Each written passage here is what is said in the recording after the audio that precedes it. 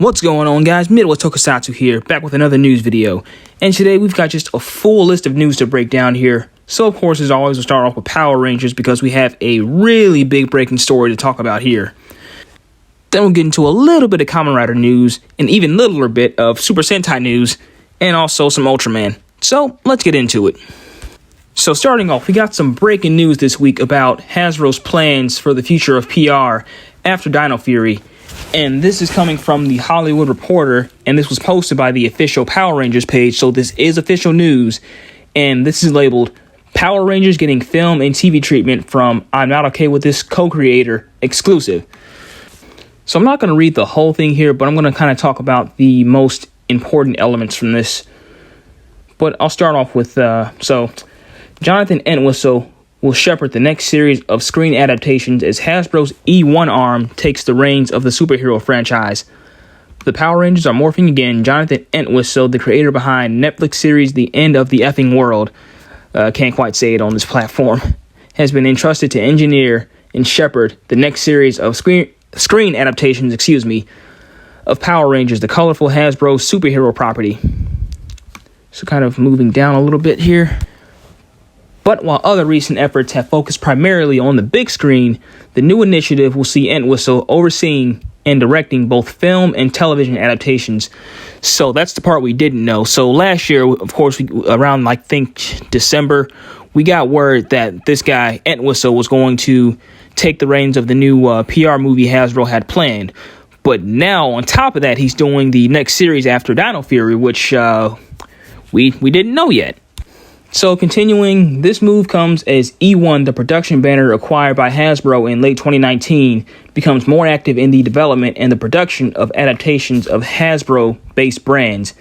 A Power Rangers feature was previously in development by Entwistle at Paramount, but now the reins have been taken by E1, while Entwistle's involvement would deepen. So it sounds like he'll also be working with E1 with both the movie and the television series. I don't know, at first, it kind of made it sound like they were taking over and he wasn't, but I'm pretty sure that he'll be involved with both. So, Entwistle will act as a conductor of a connected story universe that will bridge multiple platforms. So, this part, everyone's kind of been talking about how he's basically been brought on to be the Kevin Feige of Power Rangers, which, in retrospect, isn't a bad comparison, but we'll see how that plays out. So Jonathan has an incredible creative vision for this iconic and hugely successful franchise. That's debatable. And is hands down the right architect to join us as we reimagine the television and film worlds of this property, said E1's film president Nick Meyer and global television president Michael Lombardo in a joint statement. And this is what they had to say. Across our slate, we are looking forward to working with the most talented storytellers as we take on Hasbro's rich fan-favorite brands and build entertainment universes around them, the duo stated. This is an unbelievable opportunity to deliver new Power Rangers to both new and existing generations of awaiting and adoring fans. We'll bring the spirit of analog into the future, harnessing the action and storytelling that made this brand a success, said Entwistle. And Power Rangers was a 90s TV series. We know this is just buzzword. See, is there anything else? I think that's just about it for this. Because, it just goes on to talk about the show, the 2017 movie, and just more of Entwistle's work. So we'll kind of stop there, and I'll give some thoughts as to what I think all this could mean. So obviously at this point we've heard the rumors from the Illuminati that Hasbro and Toei were potentially splitting up their partnership when it came to Power Rangers. And still at this point, it's still not proven true, but I feel like this news kind of gives some legitimacy to that, and I'll explain why. So right now at this point in time, we have no ideas what their plans are after Dino Fury. And this article mentions nothing about them adapting anything. And something like this is really ambitious to where if they wanted to do this, I'm not quite sure if they want to, tie themselves down with that Sentai footage because they would have to work around that.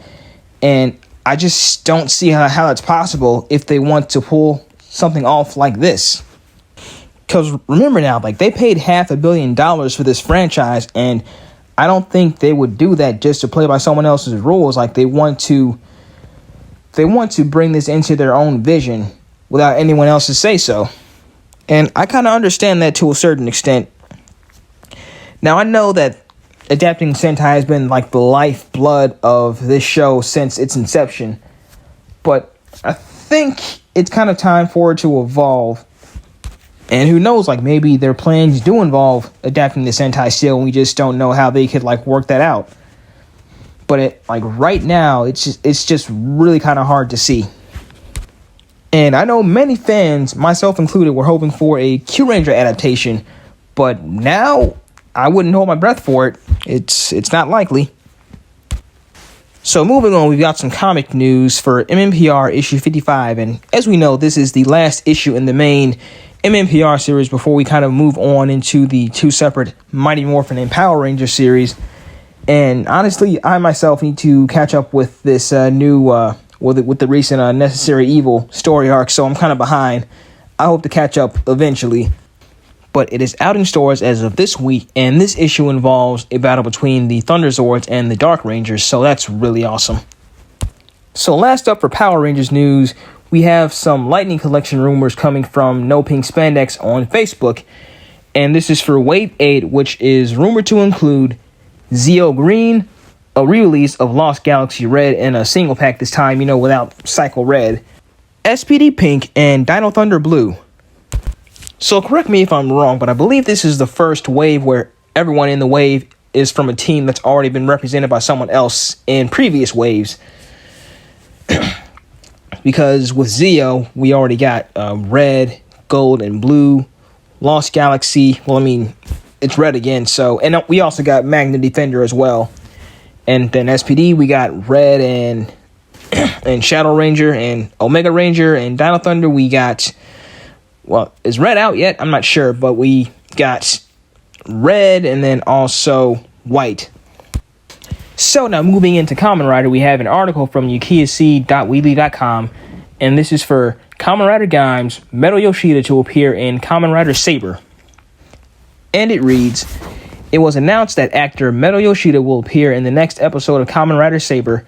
He will appear in the show's 8th episode titled The Sealed One, Arthur, which will air on October 25th. To most Kamen Rider fans, he is best known for his role as Orin Pierre Alfonso / Kamen Rider Bravo in Kamen Rider Gaim. It is unknown if he will reprise his said role or will play a different character. You know what? I really hope he reprises his role, because that would just be awesome. If they have some kind of continuity like that and bringing past characters from previous series. And plus, this character was just hilarious in Gaim. I would just love to see that here as well. So I'm crossing my fingers, just hoping that we'll get to see Pierre once again. Okay, so the only other Rider news we have this week is for Kamen Rider Saber, and this is a new character / Rider, and we also get the name of his form as well. So he is Kamen Rider Saber, and funnily enough, the name of his form is Hansel Nuts to Gretel. What the heck does that even mean? Obviously, it's the Hansel and Gretel story, but why name it that? That could use some work. Did no one think this through, or I don't know, maybe it's some kind of language barrier to where they didn't know that this wouldn't sound quite right in English. So let's give them a pass. Okay, so the only Sentai news we have this week is an announcement from bandaicandy.hateblow.jp, and this is an announcement for the Super Mini Ply Bio Robo from Chodenshi Bioman. So I myself don't collect Mini Ply, but I have some friends that do, and I'm sure this is really exciting news for them. Yeah, but these just aren't my thing. Maybe someday. But just going down the list of images here, it shows the two jets, and it kind of shows step by step the transformation process until we get to the actual robot itself. And from what I can tell, it looks fairly show accurate from what I've seen on the actual show. Alright, so capping things off here with Ultraman, our first news comes from TokusatsuNetwork.com, and this is for Ultra Galaxy Fight trailer released and cast announced. And this is by Brody Salzman, and it reads, In celebration of the Ultraman official YouTube channel hitting 1 million subscribers, congratulations by the way, Tsuraya and Ultraman Galaxy have announced the release of Ultra Galaxy Fight, The Absolute Conspiracy, which will have both an English and Japanese language cast.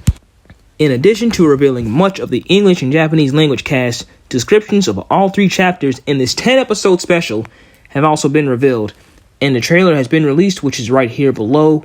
I'll link the article.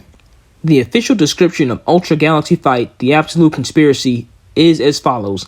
In this series, Ultra heroes who are popular with multiple generations worldwide will join in battle one after another, making the ensemble piece that fans have dreamed of a reality. This 3-chapter story spins a tale across the ages, even linking with Ultraman Z, Zet for any purist, which is currently airing to rave reviews. Of particular note is the return of Hatsunori Hasegawa as the voice of Ultraman 80. Wow.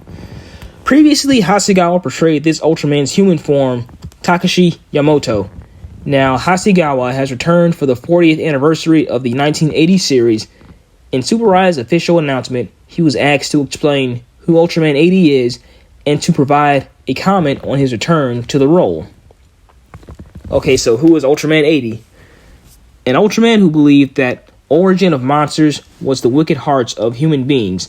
Ultraman 80 saved the hearts of children as a junior high school teacher in order to cut them off at the source.